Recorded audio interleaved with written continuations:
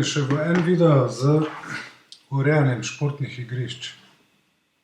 Tukaj bomo danes pogledali, kaj smo pred časom delali v Bukarešti v Romuniji.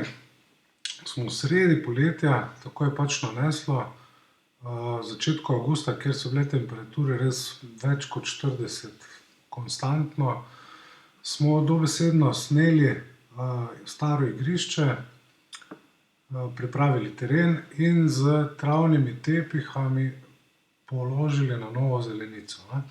Kar verjetno veste, da je zelo tvegano početje, še posebej v takšnih vročinah.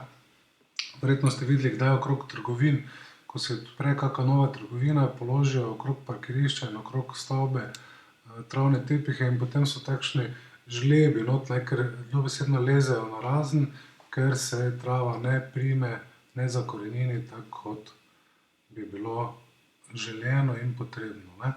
Tukaj vidimo recimo, kako so postavljali in potem normalno valjanje, kompaktiranje in tretiranje.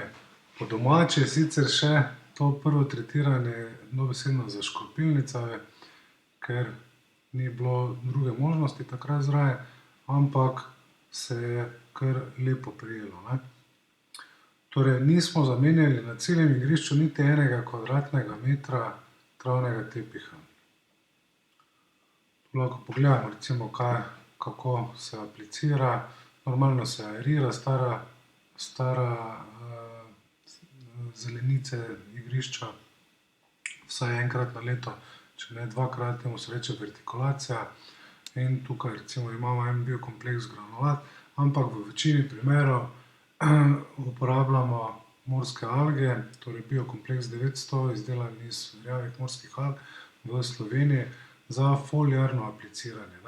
Mešamo 1:200 in ponavadi po košnji, ko je trava v šoko, najboljše takrat pošpricati, da zapre pore in ko pošpricamo, začne rasti v korenine. Kadar uporabljamo biokompleks vedno, kadar tretiramo, raste vsaj 2 do 3 dni v korenine, torej spodbuja rast finih lastastih korenin. In pri travi še posebej oziroma zelinicah je pomembno, da se čim bolj ukoreninijo, sploh te sveže postavljene. In tudi pri starih zelenicah korenine so pomembne, da so goste, da je dobro. Športna igrišča še posebej, ko imamo recimo nogomet, ragbi in tako dalje, kjer imajo te kopačke in naredijo precej škode na zelenicah. Če so korenine zelo dobre, je teh poškodb manj. Potem čez 2 tedna so zopet foliarno aplicirali, takrat pa že v malo slabših dozah oziroma večje mešanje 1:1000 in potem vsaka 2 tedna so to 1:1000 špricanje ponovili. Doma je tudi najboljše po košnji kar pošpricati v začetku vegetacije 1:200 mešamo, kot boste videli na spletni strani, tudi za vse ostale rastline. In potem kasneje za vzdrževanje vsake toliko pač z malo slabšimi dozami.